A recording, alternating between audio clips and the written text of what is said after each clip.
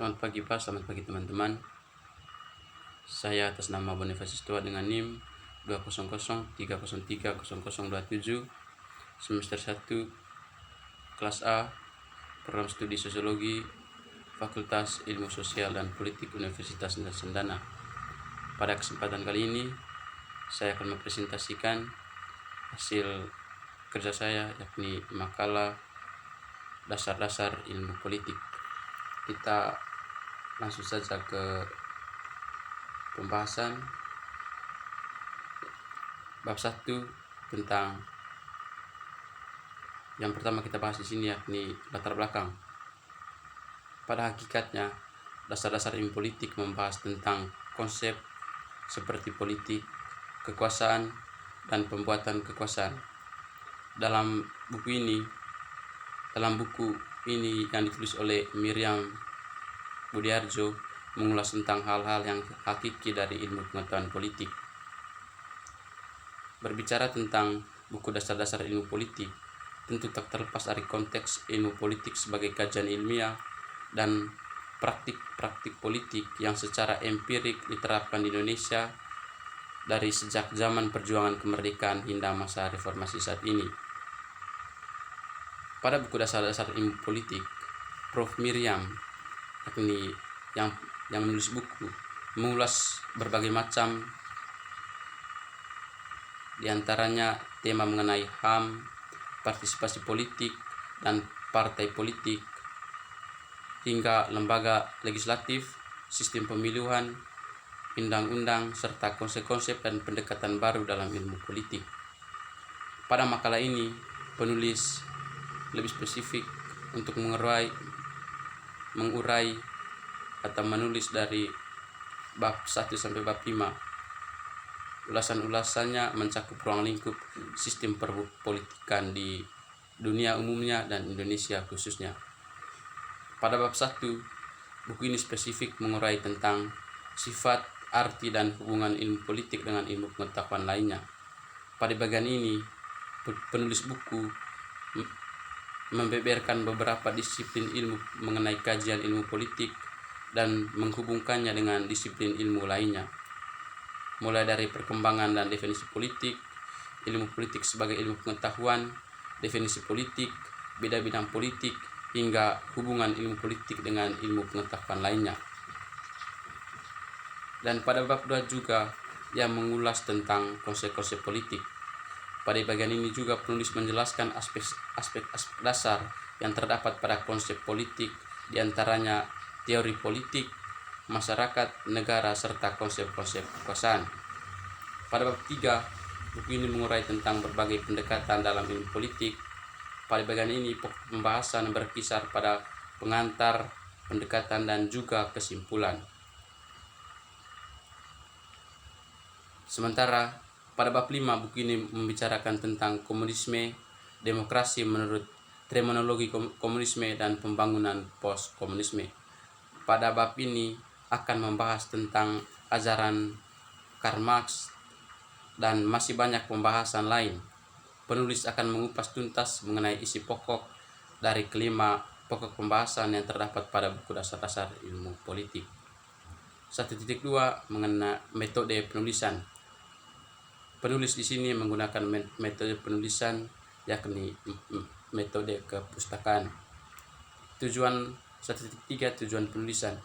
Tujuan utama dari pembuatan makalah ini adalah untuk memenuhi tugas pengantar ilmu politik sekaligus sebagai UTS dari mata kuliah yang bersangkutan. Selain itu, tujuan utamanya juga tidak lain tidak bukan untuk menambah wawasan penulis mengenai teori-teori politik. Kita ke bab 2, pembahasan 2.1 sifat, arti, dan hubungan ilmu politik dengan ilmu pengetahuan lainnya. 2.1.1 perkembangan dan definisi ilmu politik. Awal mula perkembangan ilmu politik lahir pada abad ke-19. Pada tahap itu, ilmu politik berkembang sangat pesat dan mulai berdampingan dengan cabang-cabang ilmu sosial lainnya seperti sosiologi, antropologi, ekonomi, dan psikologi. Dalam perkembangan ini mereka saling mempengaruhi. Akan tetapi apabila ilmu politik ditinjau dalam kerangka yang lebih luas, yaitu sebagai pembahasan secara rasional dan berbagai aspek negara dan kehidupan politik, maka ilmu politik dapat lebih tua umurnya. Di Yunani kuno, pemikiran mengenai negara sudah dimulai pada tahun 450 sebelum Masehi. Seperti terbukti dalam karya-karya ahli sejarah Herodotus atau filsuf-filsuf seperti Plato dan Aristoteles. Di Asia ada beberapa perkembangan pusat kebudayaan antara lain Cina dan India yang telah mewariskan berbagai tulisan politik yang bermutu. Di Indonesia sendiri, kita mendapat berbagai karya tulis yang membahas mengenai sejarah dan kenegaraan, seperti misalnya Negara Kertagama yang ditulis pada masa Majapahit sekitar abad ke-13 dan abad ke-15 pada tanah Jawa. Di negara Eropa seperti Jerman, Austria, dan Prancis, bahasan mengenai politik pada abad ke-18 dan ke-19 banyak dipengaruhi oleh ilmu hukum dan karena itu fokus perhatiannya hanyalah negara semata-mata. Berangkat dari itu, pesatnya perkembangan ilmu politik sesudah Perang Dunia tersebut juga disebabkan karena mendapatkan dorongan kuat dari badan internasional, terutama UNESCO. Pada masa-masa berikutnya, ilmu sosial banyak memanfaatkan penemuan dari antropologi, psikologi, ekonomi, dan sosiologi. Dengan demikian, ilmu politik telah dapat meningkatkan mutu dan banyak mengambil metode dari cabang-cabang ilmu sosial lainnya. 1.2 Ilmu politik sebagai ilmu pengetahuan. Karakteristik ilmu pengetahuan ialah tantang untuk menguji hipotesis melalui eksperimen yang dapat dilakukan dalam keadaan kontrol. Misalnya laboratorium. Jika didefinisikan ini dipakai sebagai patokan umum, maka ilmu politik dan ilmu sosial lainnya belum memenuhi syarat karena sampai sekarang belum ditemukan hukum-hukum ilmiah seperti itu. Oleh karena itu, pada awal prasarjana sosial cenderung untuk merumuskan definisi yang sifatnya umum, seperti yang terlihat pada pertemuan para sarjana ilmu politik yang diadakan di Paris pada tahun 1949. Mereka berpendapat bahwa ilmu pengetahuan adalah keseluruhan dari pengetahuan yang terkoordinasi mengenai pokok pemikiran tertentu. Apabila perumusan ini dipakai sebagai patokan, maka ilmu politik boleh disebut sebagai ilmu pengetahuan. Adapun konsep-konsep pokok pada Biaforis dapat disimpulkan sebagai berikut. Yang pertama, perilaku politik memperlihatkan keteraturan, yakni kita dapat merumuskannya dalam generalisasi atau kesimpulan umum. Yang kedua, generalisasi ini pada asasnya harus dapat dibuktikan kebenarannya. Yang ketiga, untuk mengumpulkan dan mewariskan data diperlukan teknik-teknik penelitian yang cermat. Yang keempat, untuk mencapai kecermatan dalam penelitian diperlukan pengukuran dan kuantitatif melalui ilmu statistika dan matematika. Yang kelima, dalam membuat analisis politik, nilai-nilai pribadi si peneliti dapat mungkin tidak dimainkan perannya.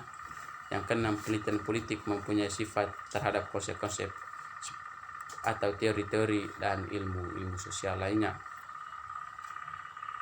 Yang ke-2.1.3 Definisi ilmu politik. Ilmu politik adalah ilmu yang mempelajari politik atau politik dalam suatu negara atau kepolitikan. Politik adalah usaha menggapai kehidupan yang baik. Orang Yunani khususnya Aristoteles dan Plato menamanya sebagai endaonia atau the good life. Dengan demikian, kesimpulan yang diambil bahwa politik dalam suatu negara berkaitan dengan masalah kekuasaan, pengambilan keputusan, kebijakan publik, dan alokasi atau distribusi. Pemikiran mengenai politik di dunia barat banyak dipengaruhi oleh filsuf Yunani pada abad ke-5 sebelum Masehi. Filsuf seperti Plato dan Aristoteles menganggap politik sebagai suatu usaha untuk mencapai masyarakat yang terbaik. Sementara kalau kita beranjak ke dewasa ini, mereka lebih cenderung mendefinisikan mengenai politik yang sangat normatif, telah didesak oleh definisi-definisi lain yang telah menekan pada upaya untuk mencapai masyarakat yang baik, seperti kekuasaan, kebijakan, alokasi nilai, dan sebagainya. 2.1.4 bidang-bidang ilmu politik. Yang pertama kita melihat teori politik, yang kedua sejarah perkembangan ide-ide politik, yang kedua lembaga-lembaga politik, yang pertama Undang-Undang Dasar 1945, pemerintah nasional, pemerintah daerah dan lokal, fungsi ekonomi dan sosial dari pemerintah, perbandingan lembaga-lembaga politik. Yang ketiga partai-partai, golongan-golongan dan pendapat umum. Yang keempat hubungan internasional, mencakup partai internasional, organisasi-organisasi dan administrasi internasional, hukum-hukum internasional. 2.1.5 hubungan ilmu politik dengan pengetahuan lainnya.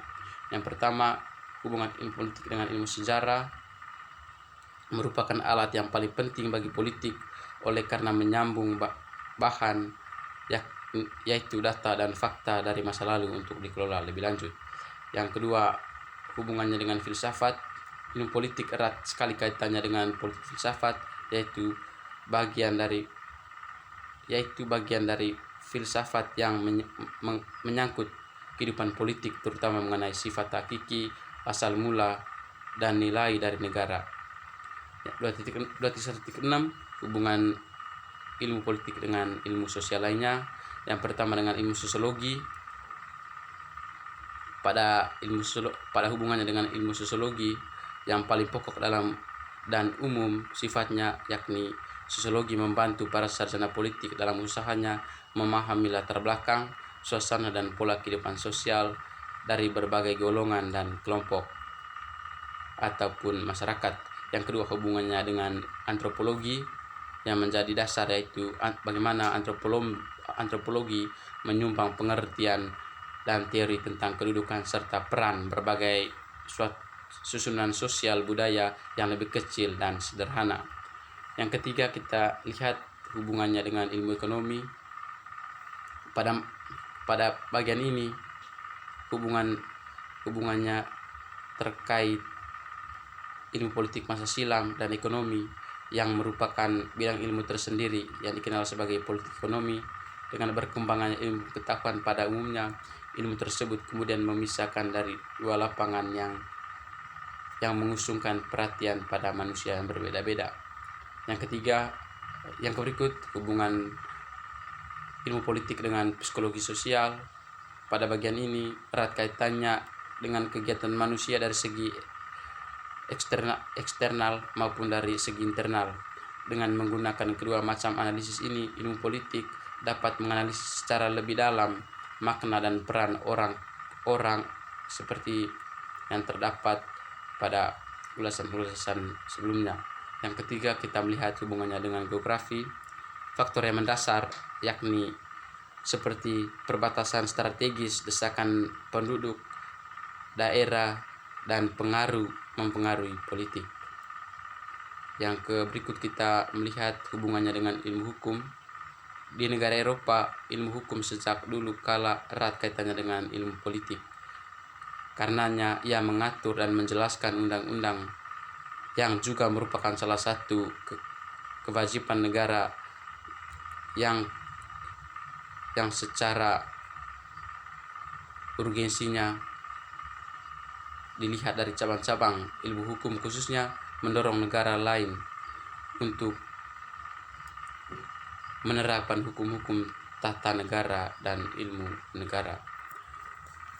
Yang kedua kita membahas 2.2 konsep-konsep ilmu politik. 2.1 teori politik. Teori politik adalah bahasan dan generalisasi dari fenomena yang bersifat politik. Dengan kata lain, teori politik adalah bahasan dan renungan atas yang pertama, tujuan dari kegiatan politik. Yang kedua, cara-cara mencapai tujuan itu. Yang ketiga, kemungkinan-kemungkinan dan kebutuhan-kebutuhan yang diakibatkan oleh tujuan politik itu. Yang keempat, kewajiban-kewajiban yang dilibatkan oleh tujuan politik itu. Hal ini, konsep-konsep yang dibahas dalam teori politik mencakup masyarakat, kelas sosial, negara, kekuasaan, kedaulatan, hak dan kewajiban, kemerdekaan, lembaga-lembaga negara, perubahan sosial, pembangunan politik, modernisasi, dan sebagainya. Adapun teori-teori yang termasuk dalam kelompok dapat dibagi dalam 3 kelompok, yakni filsafat, teori sistematis, dan ideologis. Yang pertama kita melihat filsafat politik, yang kedua filsafat politik sistematis, dan ideologi politik. 2.2.2 Masyarakat. Masyarakat adalah keseluruhan dari hubungan-hubungan antara manusia. Masyarakat adalah objek yang menjadi sasaran utama dari teori-teori sosial berkelabu. Menurut ahli Robert, ia mengatakan bahwa masyarakat adalah suatu sistem atau hubungan-hubungan yang ditata. Biasanya, anggota masyarakat menghuni suatu wilayah geografis yang mempunyai kebudayaan dan lembaga yang kira-kira sama. Adapun elemen-elemen penting dari masyarakat, yang pertama itu mengenai dan mengatur gejala-gejala kekuasaan yang asosial. Yang kedua, mengorganisir dan mengintegrasikan manusia dalam golongan-golongan ke arah tercapainya tujuan-tujuan dari masyarakat keseluruhan. Yang berikut kita membahas definisi mengenai negara.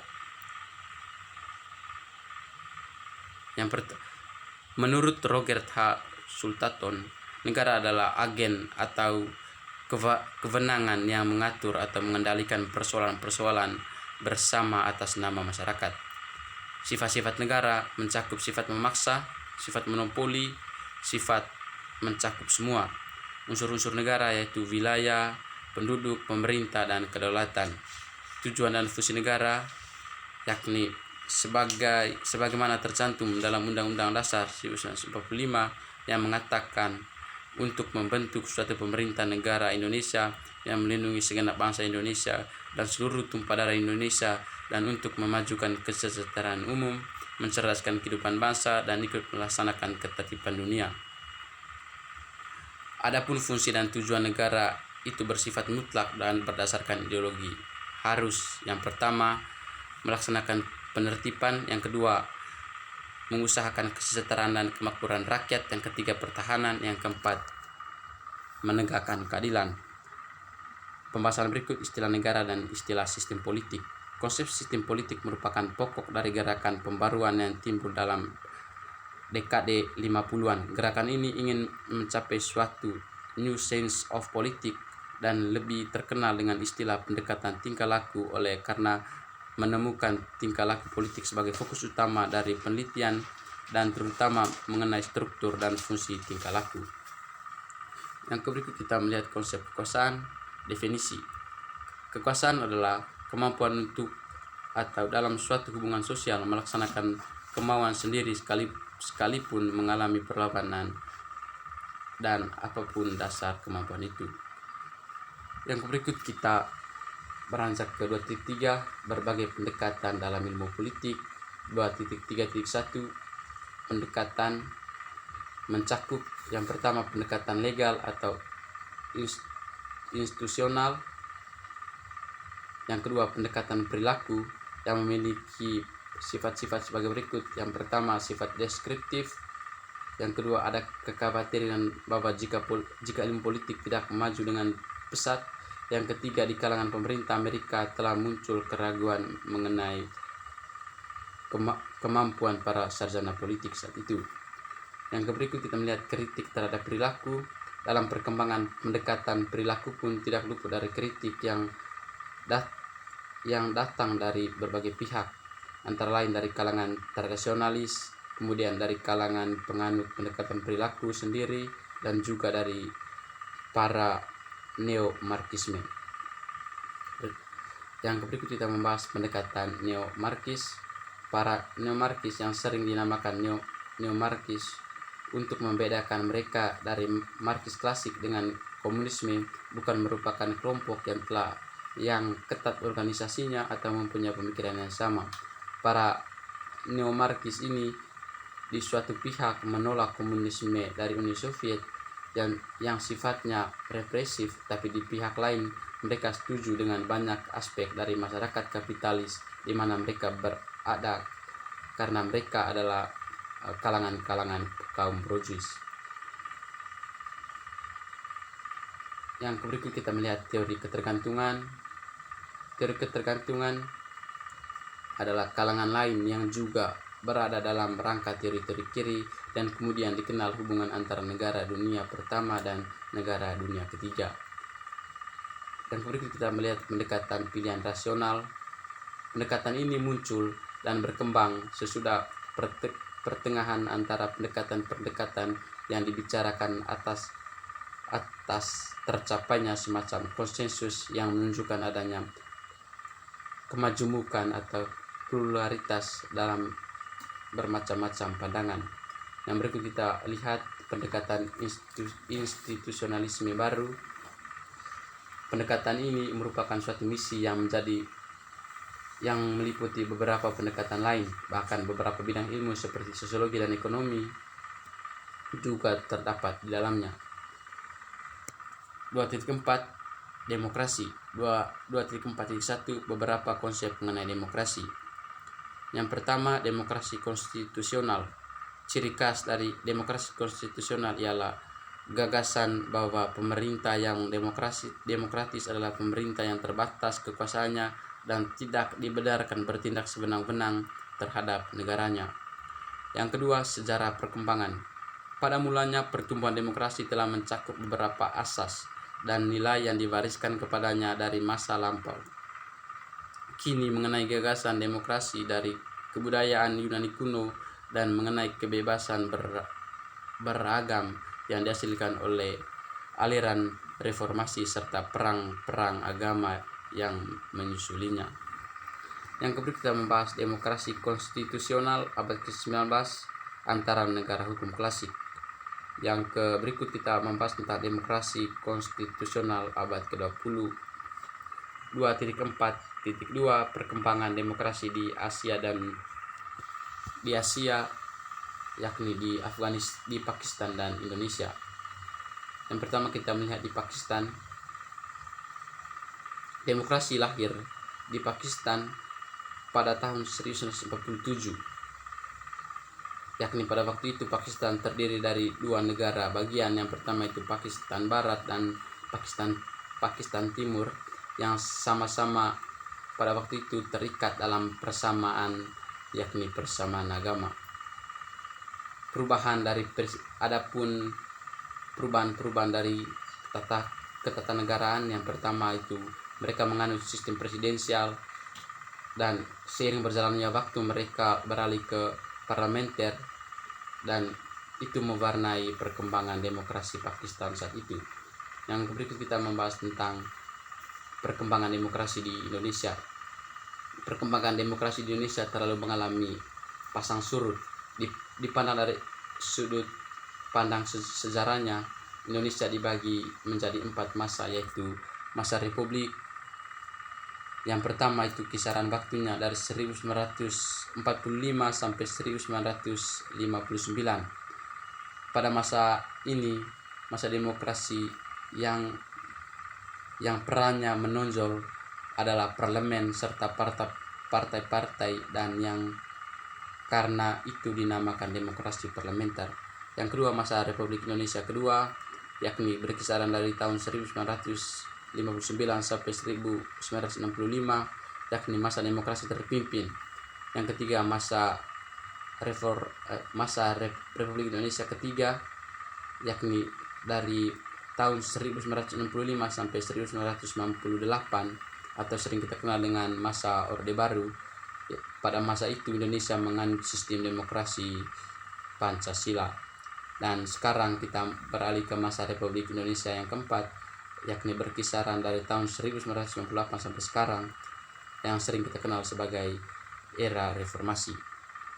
Yang kelima kita melihat Komunisme 2.5 Komunisme, demokrasi menurut terminologi komunisme dan perkembangan post-komunisme. Yang pertama, kita mengulas tentang ajaran dari ahli Karl Marx. Karl Marx dari Jerman juga banyak mengecam keadaan ekonomi dan sosial sekelilingnya.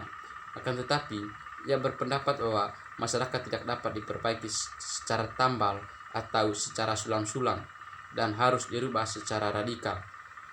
Melalui perdebatan sendi-sendinya untuk keperluan itu, ia menyusun suatu teori sosial yang menurutnya didasari hukum-hukum ilmiah, dan karena itu akan pasti terlaksana. Tulisan-tulisannya mencakup hampir semua segi kehidupan masyarakat, tetapi di sini hanya akan membahas ajaran mengenai dialektika, materialistik historis, serta pandangannya mengenai negara dan demokrasi. 2.5.2 Perkembangan Marxisme Leninisme di Uni Soviet. Lenin memimpin revolusi kisaran tahun 1917 dan menguasai Uni Soviet sampai saat meninggalnya. Pada tahun 1942, revolusi ini berhasil membentuk diktator seperti yang dibayangkan oleh Max Weber. Karangan-karangan lain yang dikenal adalah dasar-dasar Leninisme dan problema-problema Leninisme.